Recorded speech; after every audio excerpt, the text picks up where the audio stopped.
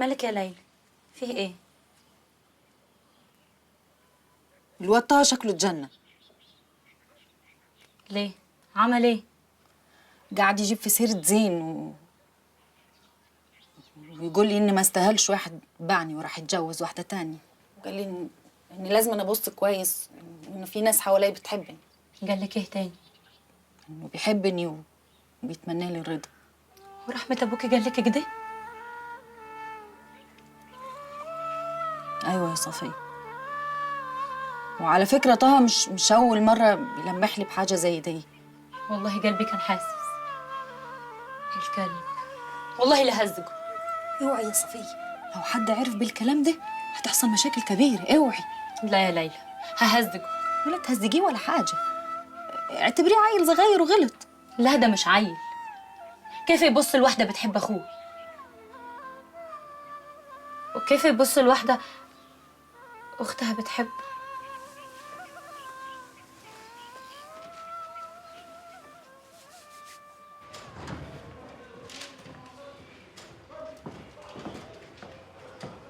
مبروك يا هتلر بيه، اخلاء سبيل بضمان محل السكن.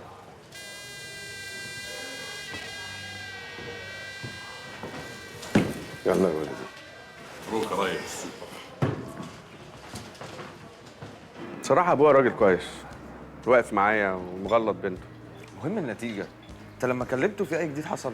لا ما حصلش، ولا اتكلمت ولا رجعت، وبصراحة أنا كمان ما كلمتهاش. أديني مستني لما أشوف إيه اللي هيحصل. هي الهانم الكبيرة مسيطرة؟ يعني هي اللي ماشية البيت؟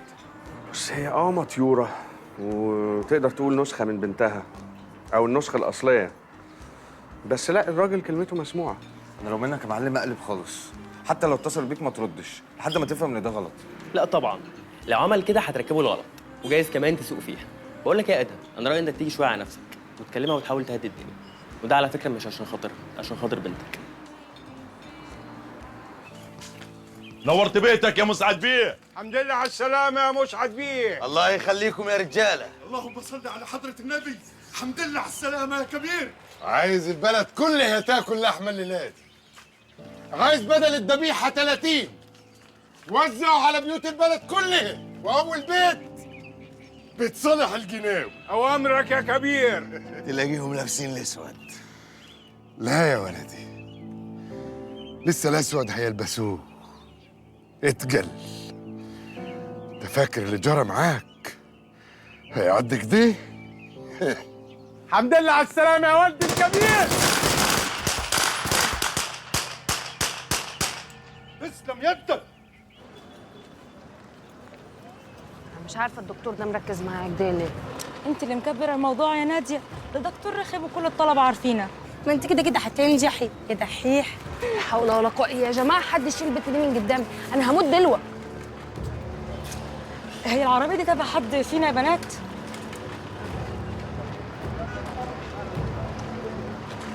انت مش اول مره. في ايه دكتور، حد عايز يخطفك ولا ايه؟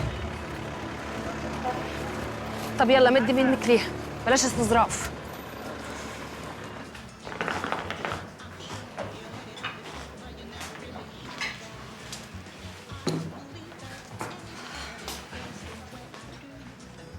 ازيك يا ميرات؟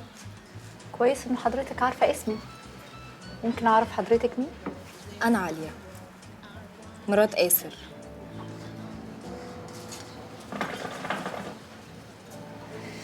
آسر مين؟ آسر اللي انتي دلوقتي حالا هتقولي لي في ايه بينك وبينه. انتي بتتكلمي على آسر صلاح؟ We're just friends من زمان. وهو اي حد just friends من زمان تخرجي معاه وتسهري وسوري يعني وتخليه يحضنك ويبوسك كده عادي؟ بقول لك ايه؟ ايوه. لو عايزه تكملي قعدتك وتقولي الكلمتين اللي عايزه تقوليهم، يبقى تحترمي نفسك وتنقي كلامك.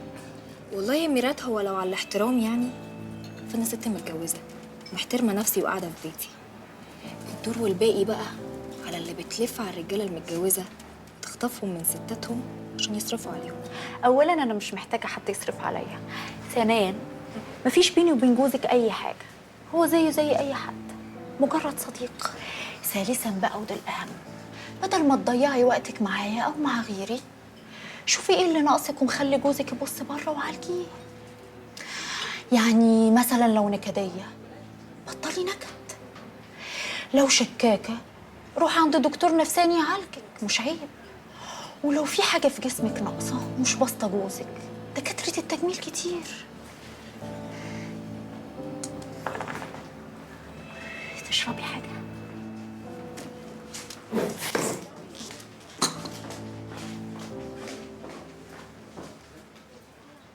ادينا عرفنا يا عم الحبيب ان هي اسمها صبا، وفي كليه العلوم جامعه قناه السويس، ومش مخطوبه.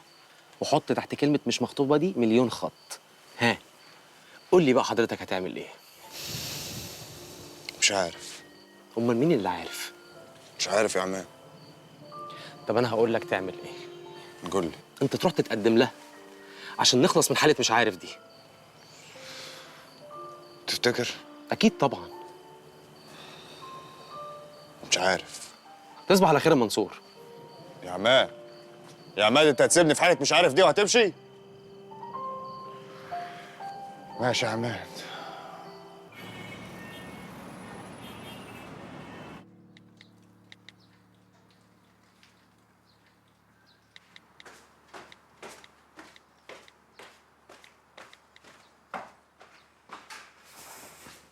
صباح الخير. صباح النور. عاجبك اللي احنا فيه ده؟ عاجبني ايه؟ عاجبك ان كل واحد فينا ينام في اوضه ونشوف بعض بالصدف؟ عاجبني. طب انا بقى مش عاجبني. براحتك يا علي. هو انت بتعمل فيا كده ليه؟ عشان خاطر ميرات اللي سمعتها سابقاها؟ يا دي ميرات، ايه علاقتها بالموضوع دلوقتي؟ عشان هي الموضوع يا ياسر. وانا بصراحه مش ههدى غير لما اتكلمها دلوقتي وتهزقها وتقول لها ما تكلمكش تاني. وانا مش هكلم حد. ليه؟ خايف على زعلها قوي؟ لا مش خايف على زعلها، بس اللي عندي ده كله تهيؤات. ماشي اعتبره تهيؤات. ياسر انا بكلمك على فكره. ممكن تريحني من التهيؤات دي وتكلمها؟ عليا، ميرات زي 1000 واحده من صحباتي البنات، وعمرها ما عملت لي حاجه تضايقني عشان اكلمها هزقها. طيب ولو قلت لك ان مكالمتك للزفته الشمال دي هتهديني، هتعمل ايه؟ لتالت مره بقول لك مش هكلمها، وهي ما عملتلكيش حاجه عشان تقولي عليها زفته شمال ولا زفته يمين. ياسر انت لو ما كلمتهاش دلوقتي حالا انا همشي وهسيب البيت. انا بجد زهقت، اقسم بالله زهقت. اعمل اللي انت عايزاه.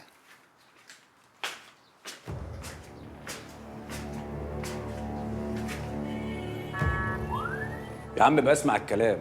هو احنا قد هتلر؟ اهو خرج من النيابه. قد مين؟ يحرق ابو هتلر. مفيش حد فوق القانون. وبعدين مين قال لك اني ما عرفش انه يخرج من النيابه؟ لسه بتكابر؟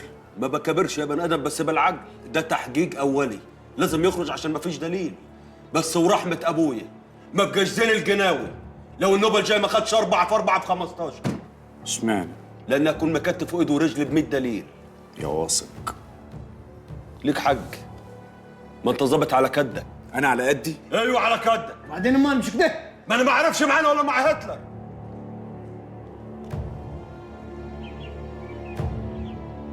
لازم تتردي وتطقطقي. رد يكون سريع وجاسي عشان يشيل مسعد من دماغه، ما يفكرش يجرب له تاني.